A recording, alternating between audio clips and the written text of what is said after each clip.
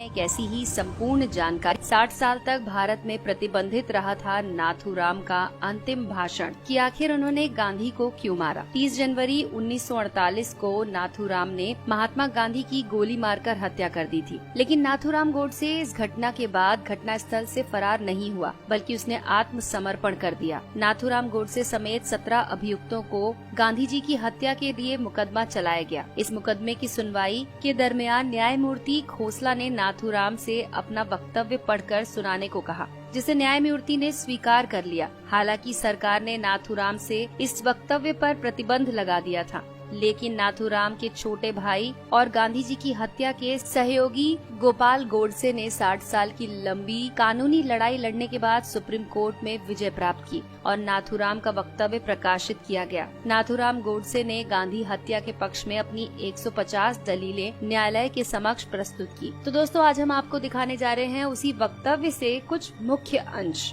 नाथूराम का विचार था कि गांधी जी की अहिंसा हिंदुओं को कायर बना देगी। कानपुर में गणेश शंकर विद्यार्थी को मुसलमानों ने निर्दयता से मार दिया था। महात्मा गांधी भी हिंदुओं से गणेश शंकर विद्यार्थी की तरह अहिंसा के मार्ग पर चलना और बलिदान करने की बातें करते थे। नाथूराम गोडसे को भय था कि गांधी जी की अहिंसा वाली नीति हिंदुओं को कमजोर बना देगी और वो अपना अधिकार प्राप्त नहीं कर पाएंगे। 1919 को अमृतसर के जलियांवाला बाग में गोलीकांड के बाद से पूरे देश में ब्रिटिश हुकूमत के खिलाफ आक्रोश उफान हो गया था। भारतीय जनता इस नरसंहार के खलनायक जनरल डायर पर अभियोग चलाने की मंशा को लेकर गांधी जी के पास गई, लेकिन गांधी जी ने भारतवासियों की इस आग्रह को समर्थन न देने का साफ साफ कह दिया। महात्मा गांधी ने खिलाफत आंदोलन का समर्थन करके भारतीय राजनीति में सांप्रदायिकता का जहर घोल दिया। महात्मा गांधी खुद को मुसलमानों का हितैषी की तरह पेश करते थे। वो केरल के मोपला मुसलमानों द्वारा वहाँ के 1500 हिंदुओं को मारने और 2000 से अधिक हिंदुओं को मुसलमान बनाए जाने की घटना का विरोध तक नहीं कर सके।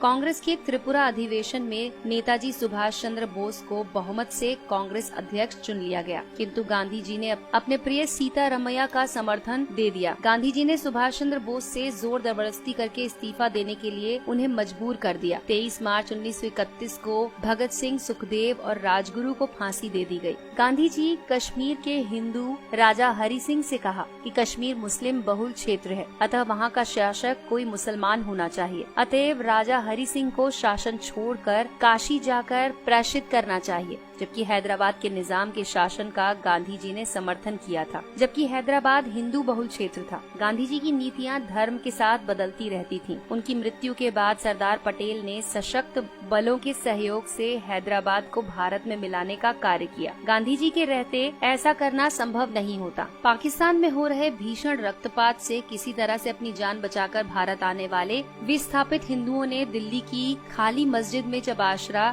स्थायी रूप से लिया तो मुसलमानों ने मस्जिद में रहने वाले हिंदुओं का विरोध किया, जिसके आगे गांधी जी नतमस्तक हो गए और गांधी जी ने उन विस्थापित हिंदुओं को, जिनमें बूढ़े, स्त्रियां और बालक अधिक थे, मस्जिदों से खदेड़ दिया। बाहर ठिठुरते सर्दियों में रात बिताने पर उन्हें मजबूर किया गया। महात्मा गांधी ने दिल्ली में स्थित मंदिर में अपनी प्रार्थना सभा के दौरान नमाज पढ़ी, जिसका मंदिर के पुजारी से लेकर तमाम हिंदुओं ने विरोध किया, लेकिन गांधी जी ने इस विरोध को दरकिनार कर दिया। महात्मा गांधी एक बार भी किसी मस्जिद में जाकर गीता का पाठ नहीं कर सके। लाहौर कांग्रेस में वल्लभ भाई पटेल का बहुमत से विजय प्राप्त कर गए, किंतु गांधी जी अपनी जिद के कारण ये पद जवाहरलाल नेहरू को दे गए। गांधी जी अपनी मांग को मनवाने के लिए अनशन, धरना, रूठना, किसी से बात न करने जैसी युक्तियों को अपनाकर अपना काम निकलवाने में माहिर थे। इसके लिए वो नीति अनीति का लेश मात्र भी विचार नहीं करते थे। 14 जून 1947 को दिल्ली में आयोजित अखिल भारतीय कांग्रेस समिति की बैठक में भारत विभाजन का प्रस्ताव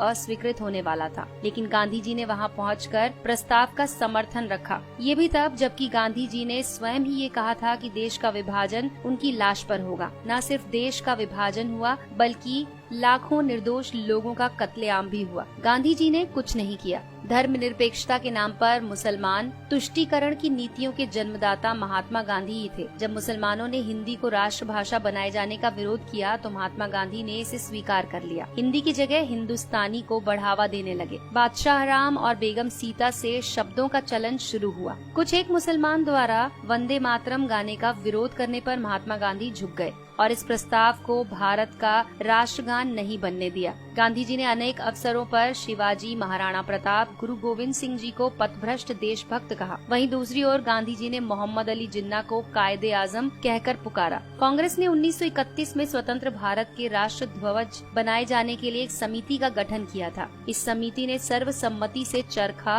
और भगवा वस्त्र को भारत का राष्ट्र ध्वज के डिजाइन को मान्यता दी, किंतु गांधी जी की जिद के कारण उसमें तिरंगा बनाया गया। जब सरदार वल्लभ भाई पटेल के नेतृत्व में सोमनाथ मंदिर का सरकारी व्यय पर पुनर्निर्माण करने का प्रस्ताव पारित किया गया, तब गांधी जी, जो कि मंत्रिमंडल के सदस्य भी नहीं थे, सोमनाथ मंदिर पर सरकारी व्यय के प्रस्ताव को निरस्तर कर दिया और 13 जनवरी 1948 को आमरण अनशन के माध्यम से सरकार पर दिल्ली की मस्जिदों का सरकारी खर्च से पुनर्निर्माण करने का दबाव डालने लगे। भारत को स्वतंत्रता के बाद पाकिस्तान को एक समझौते के तहत 75 करोड़ रुपए देने थे। भारत ने 20 करोड़ रुपए दे भी दिए थे, लेकिन इसी बीच 22 अक्टूबर 1947 को पाकिस्तान ने कश्मीर पर आक्रमण कर दिया। केंद्रीय मंत्रिमंडल ने आक्रमण से क्षुब्ध होकर 55 करोड़ की राशि न देने का निर्णय ले लिया था, जिसका महात्मा गांधी ने विरोध किया और आमरण अनशन शुरू कर दिया, जिसके परिणाम स्वरूप 55 करोड़ की राशि भारत ने पाकिस्तान को दी। महात्मा गांधी भारत के नहीं अपितु पाकिस्तान के राष्ट्रपिता थे, जो हर एक कदम पर पाकिस्तान के पक्ष में खड़े रहे, फिर चाहे पाकिस्तान की मांग जायज हो या नाजायज। गांधी जी